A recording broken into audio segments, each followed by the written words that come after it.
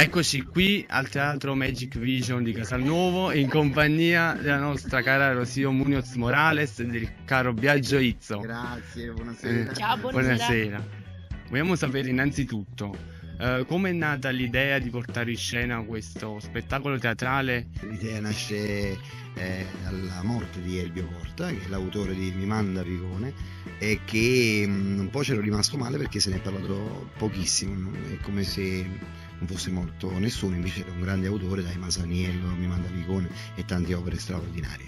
E parlando con Mario Porfido mi disse che lui aveva, che conosceva molto bene Elvio, aveva nel cassetto questo progetto che Elvio voleva portare in teatro, che stava scrivendo con Lucio Aiello, che poi è quello che ha completato l'opera. Io poi la lessi, mi piacque tantissimo questo lavoro, mi accorsi subito che anche se era scritto per il cinema e non per il teatro, aveva delle belle potenzialità, e quindi ci abbiamo lavorato e abbiamo realizzato questo sogno di Elvio Porta. Infatti noi tutte le sere dedichiamo questo spettacolo a lui.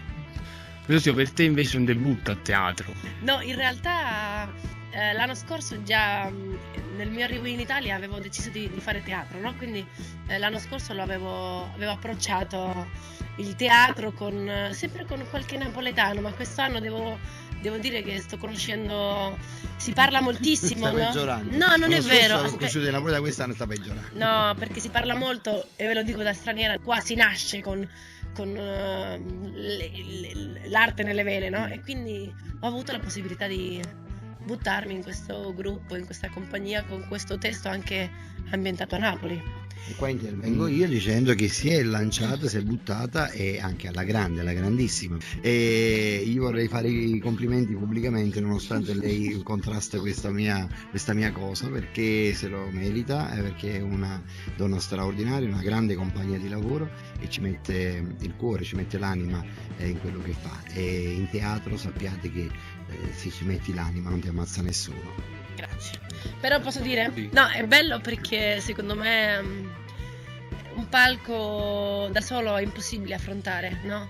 E quindi o è molto difficile, e anche ho trovato in tutti, ma anche in Biagio, no? Perché noi facciamo una coppia di fidanzati che si dovrebbero sposare, e ho trovato anche un sostegno per me imprescindibile, no? In questo spettacolo, quella forza anche i giorni che sei più fiacca, che senti che lui c'è e ti guarda, e quindi è comunque creare qualcosa insieme. Questo è molto bello per me.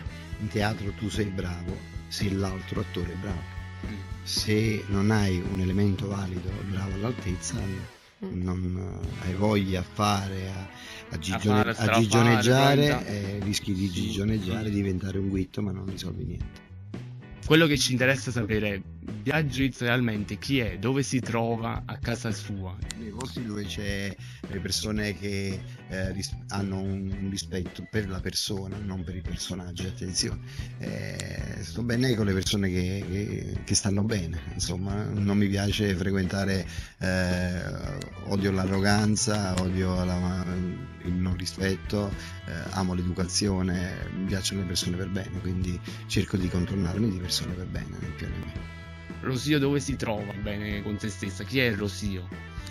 Guarda, io seguo molto quello che sento dentro, perché è più forte di me, quindi non resisto, no? a avere tanto cervello, ho bisogno di cuore in quello che faccio, quindi mi piacciono le sfide, mi piace crescere, mi piace imparare dagli altri, mi piace lo scambio di belle energie, quindi mi trovo, la vita mi porta dove c'è del bene e dove ho possibilità di crescere, di godere con quello che faccio, ma a me mi piace pure, cioè, anche nella passeggiata, nella cosa più semplice. Per me ho bisogno sempre di arricchirmi di quello che ho intorno, ecco. In quali altri teatri italiani sarete con questo spettacolo? No, questo spettacolo porteremo in giro per 2 anni, questa stagione e anche la stagione prossima. Ma veramente? Sì, e quindi non so se ci sarà la Rocío, ne stiamo discutendo perché non è molto brava. E niente, faremo un po' di Nord Italia quest'anno, e l'anno prossimo ancora di più, quindi faremo il Veneto, faremo l'Emilia Romagna faremo, aiutami a dire, qualcosa in Toscana. L'anno prossimo speriamo di fare Milano, in Piemonte. Un saluto caloroso ai nostri amici di Street News. Allora, Dai, vai. allora, un saluto caloroso perché fa freddo e vogliamoci Bravo. bene. Ai nostri amici di ai nostri amici di Dritti alla Notizia. Bravo. Street News. Ringraziamo i nostri attori e artisti qui intervenuti. Yes.